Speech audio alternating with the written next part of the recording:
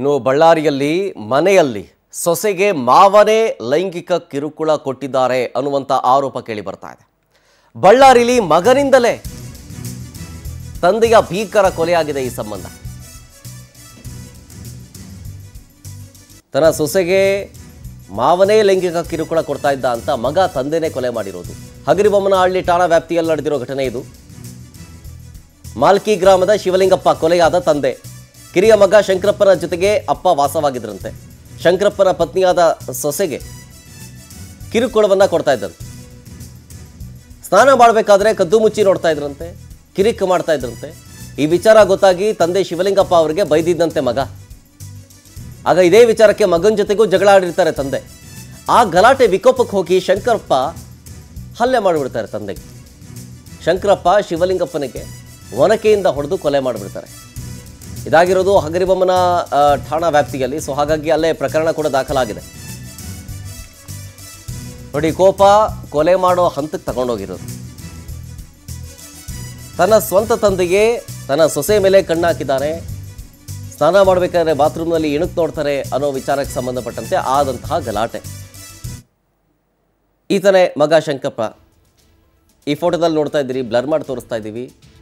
ಈತನೇ ಅವರ ತಂದೆ ಶಿವಲಿಂಗಪ್ಪ. ಮಗನಿಂದಲೇ ತಂದೆಯ ಕೊಲೆಯಾಗಿರೋದು.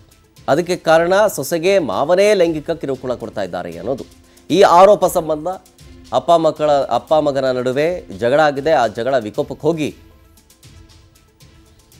ಒನಕೆಯಿಂದ ಹೊಡೆದು ತಂದೆಯನ್ನ ಕೊಲೆ ಮಾಡಿರೋದು ಶಂಕರಪ್ಪ. ಈ ಎಲ್ಲ ಘಟನೆ ಆಗಿರೋದು ಬಳ್ಳಾರಿಯ ಹಗರಿಬೊಮ್ಮನಹಳ್ಳಿಯಲ್ಲಿ. ಹಗರಿಬೊಮ್ಮನಹಳ್ಳಿ ಠಾಣಾ ವ್ಯಾಪ್ತಿಯಲ್ಲಾಗಿರೋದು ಘಟನೆ.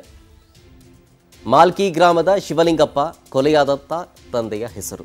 ಮಗ ಶಂಕರಪ್ಪನೇ ತಂದೆ ಶಿವಲಿಂಗಪ್ಪನವರನ್ನ ಕೊಲೆ ಮಾಡಿರೋದು.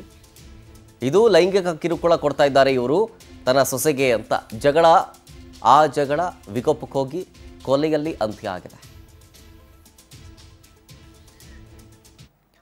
ಡೀಟೇಲ್ಸ್ ಕೊಡ್ತಾರೆ ಇದ್ರ ಬಗ್ಗೆ ನಮ್ಮ ಪ್ರತಿನಿಧಿ ವೀರೇಶ್ ಫೋನ್ ಸಂಪರ್ಕದಲ್ಲಿ. ವೀರೇಶ್, ಈ ಕೇಸ್ ವಿಚಾರಕ್ಕೆ ಸಂಬಂಧಪಟ್ಟಂತೆ ಪೊಲೀಸರ ತನಿಖೆ ಯಾವ ಹಂತದಲ್ಲಿದೆ? ಜೊತೆಗೆ ಕೊಲೆಗೆ ಅದೇ ಕಾರಣ ಅಥವಾ ಬೇರೆ ಏನಾದರೂ ಆಸ್ತಿ ವಿಚಾರ ಆ ಥರದ್ದೇನಾದರೂ ಡೌಟ್ ಬಂದಿದೆಯಾ ಪೊಲೀಸರಿಗೆ? ಗುಡ್ ಮಾರ್ನಿಂಗ್ ಶರತ್.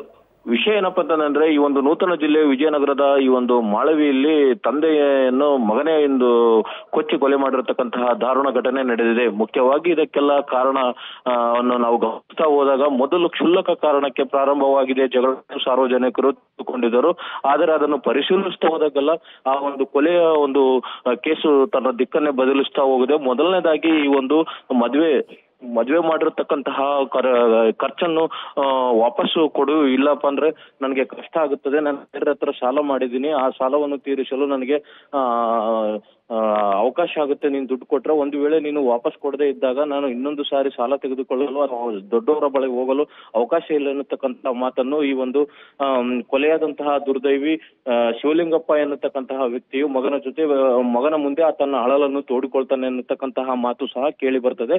ಇಂತಹ ಸಂದರ್ಭದಲ್ಲಿ ಆವೇಶಕ್ಕೊಳಗಾದಂತಹ ಮಗನು ಈ ಒಂದು ಇಲ್ಲ, ನೀನು ಸಾಲವನ್ನು ನಾನು ಕೊಡೋಲ್ಲ, ಯಾವುದೇ ಕಾರಣಕ್ಕೂ ತೀರ್ಸಕ್ಕೂ ಆಗಲ್ಲ, ರೀಸನ್ ಇಷ್ಟೇ, ನೀನು ನನ್ನ ಹೆಂಡತಿಯ ಜೊತೆ ಅಕ್ರಮವಾಗಿ ಅನೈತಿಕ ಸಂಬಂಧವನ್ನು ಇಟ್ಟುಕೊಂಡಿದ್ದೀವಿ, ಅದೇ ರೀತಿಯಾಗಿ ಸ್ನಾನ ಮಾಡಬೇಕಾದ್ರೆ ಈ ಒಂದು ಕದ್ದು ನೋಡತಕ್ಕಂತಹ ಮತ್ತು ಈ ಒಂದು ಅಶ್ಲೀಲ ಪದಗಳಿಂದ ಬೈಯತಕ್ಕಂತಹ ಮತ್ತು ಮಾನಸಿಕ ಹಿಂಸೆಯನ್ನು ನೀಡತಕ್ಕಂತಹ ಕೆಲಸವನ್ನು ಮಾಡ್ತಾ ನಮ್ಮ ಸಂಸಾರದಲ್ಲಿ ಕೆಟ್ಟ ಹುಳುವಾಗಿ ಪರಿಣಮಿಸಿದೀವಿ.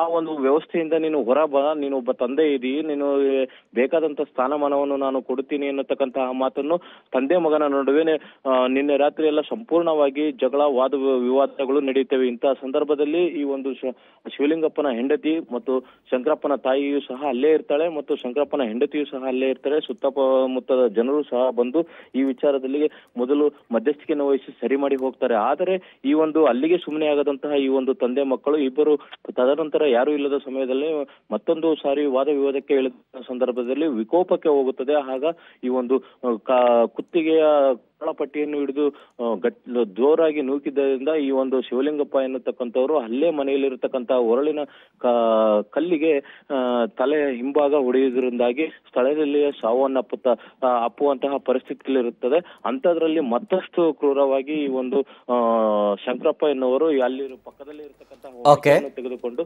ತಂದೆಯ ತಲೆಗೆ ಹೊಡೆಯುವುದರಿಂದಾಗಿ ಸಾವನ್ನಪ್ಪುತ್ತಾರೆ. ಈ ಕುರಿತು ಹಗರಿಬೊಮ್ಮನಹಳ್ಳಿ ಠಾಣೆಯಲ್ಲಿ ಎಸ್ ಥ್ಯಾಂಕ್ ಯು ವೀರೇಶ್ ಡೀಟೇಲ್ಸ್ಗಾಗಿ.